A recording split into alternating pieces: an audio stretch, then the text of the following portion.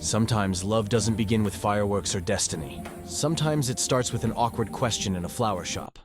Can you pretend to be my boyfriend for a day? That's what Nancy Monroe asked. And she had no idea the quiet mechanic standing in front of her was actually a millionaire in disguise. The morning air at Bloom & Vine was alive with color. The scent of roses and lilies spilling through the open door, sunlight catching ribbons and glass jars. Nancy's hands moved fast, tying satin bows, making beauty out of chaos. It was wedding season, the busiest, messiest time of the year. Then came the bad news. The delivery van had died again. And right as she sighed and wiped her brow, the doorbell chimed. A man stepped in. Tall, broad-shouldered, oil-stained jacket, boots still dusted with dried mud. He looked like he belonged in an engine bay, not surrounded by peonies. "You called about the truck?" he asked. Nancy nodded. "Out back. It keeps stalling." He smiled slightly, a quiet kind of smile that didn't ask for attention. "I'll take a look." His name was James, and as he walked through the soft petals and pastel light, Nancy couldn't help noticing how strange it was. How this man, rough around the edges, moved so calmly in her fragile world. Rosie, Nancy's 5-year-old niece, followed him, curious as ever. "Are you a real mechanic?" James chuckled. "Some days."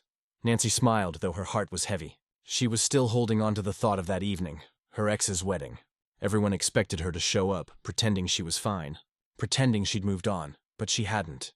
And when Rosie turned suddenly and blurted, "Mommy doesn't have a boyfriend, but maybe he can be," the shop went silent. Nancy froze. Customers giggled. Her cheeks burned. James raised a brow. "Is that a job offer or a proposal?" Nancy exhaled, half embarrassed, half desperate. And before she could stop herself, she said it. "Can you pretend to be my boyfriend? Just for a day?" James paused, studying her. Then he nodded. "One day. When's the wedding?" "Today," she whispered. He glanced at his grease-stained shirt. "Guess I'd better clean up." And just like that, something began. Not with romance, not with intent, but with kindness. By afternoon, they pulled up to the lakeside resort. Music drifted through the air, laughter floating over the water. Nancy stepped out in a pale blue dress. Rosie, in her tiny pink gown and flower crown, skipped at her side. James came around the car, dressed in a crisp white shirt, sleeves rolled up. His shoes had seen better days, but he looked solid, grounded.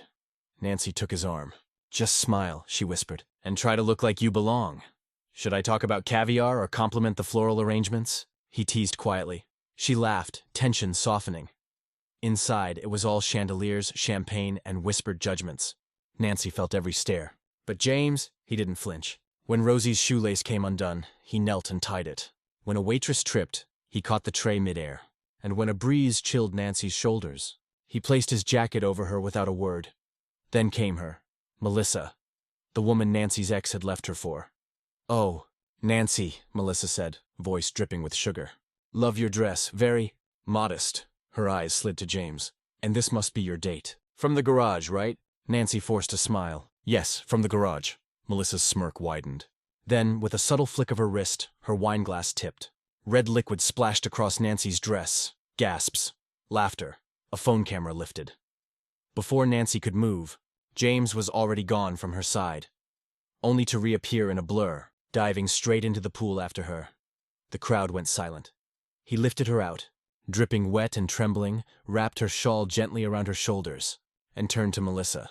"Some people don't fall because they're clumsy," he said quietly. "They fall because others push too quietly." No one laughed then. Nancy stared at him, soaked, humiliated, but somehow safe. "You didn't have to jump," she whispered. He met her gaze. "You didn't deserve to fall." Rain streaked across the windshield on the drive home. Rosie slept in the back seat, clutching the handkerchief James had lent her.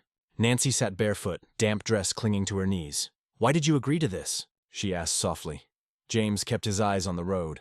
"Because you asked, and you didn't ask for much." When they reached her apartment, he carried Rosie inside, tucked her in gently, and noticed a photo on the shelf. Nancy in nurse's scrubs, arm around her late sister. "You were studying medicine?" he asked. She nodded. "Stopped when my sister died. Rosie needed someone." James looked at the sleeping child. "Then you saved more than I did today." Before he left, Rosie stirred and wrapped her little arms around his leg. "Can he come again, Mommy? He didn't laugh when you were in the water." Nancy's cheeks warmed. James smiled faintly, only if she lets me. When he walked out that night, the silence he left behind wasn't empty. It was full of something new. Something waiting. A week later, the bell above the flower shop chimed again. "Good morning," came that familiar voice. James stood in the doorway, toolbox in hand. "I heard your faucet's been rebelling," he said, smiling. Nancy blinked. He remembered. They fixed it together. Well, he fixed it, with Rosie acting as flashlight assistant. Nancy just watched, smiling quietly. When the final drip stopped, Rosie cheered. "You fixed it! He's a real fixer, Mommy!" James laughed. "Lunch will cover my fee." They sat outside the shop, sharing sandwiches and orange juice on the curb. The moment felt easy, like they'd done it 100 times. "Did you always want to fix things?" Nancy asked. James nodded slowly. "My dad was a mechanic.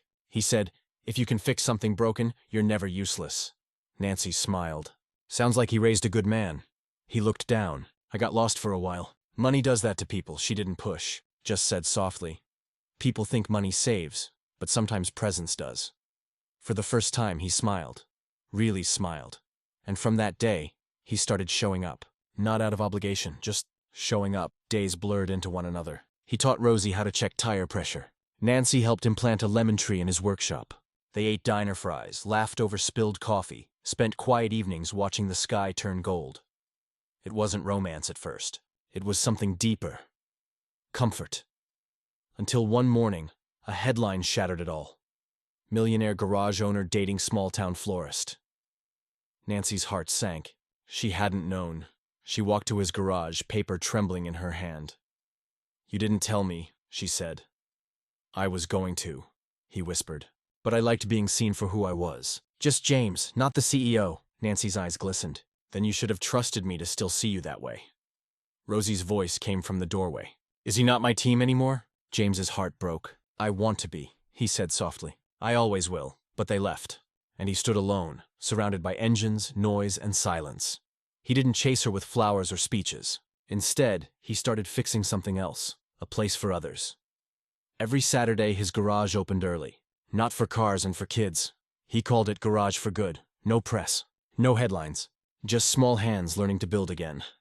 Nancy heard about it weeks later, from a customer buying daisies. That Saturday, she showed up with Rosie and a box of donuts. James was crouched beside a boy, teaching him how to change a tire. He didn't notice her until Rosie called out, "I wore pink today, in case you missed our team." James turned. Rosie ran straight to him, hugging him tight. He froze, then knelt and held her close. When he looked up, Nancy was there. "You didn't ask me to come," she said softly. "But you made a place I couldn't ignore." He didn't speak. He didn't need to. Because sometimes forgiveness isn't a word.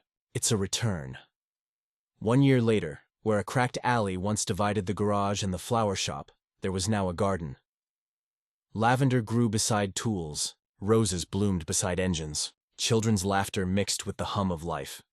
A hand-painted sign read, "For those who asked for one day and found a place to stay." Inside hung a drawing by Rosie. 3 stick figures beneath a banner that said, "Team Us Nancy found James under the trellis at sunset." Sleeves rolled up, dirt on his hands. She handed him a small box. "Open it." Inside was a pink bracelet, like Rosie's, engraved with 4 words, "Team Us, no end date." James smiled slowly, slipping it on. She crossed her arms. "Still want to be my fake boyfriend for a day?" He laughed quietly. "No, just your real one, for every day after." And when Rosie came running, shouting about pancakes, James only grinned. Because finally, what began as pretend had become something true. If this story touched your heart, please share it. Someone out there still believes love can start with kindness, even if it begins as a favor.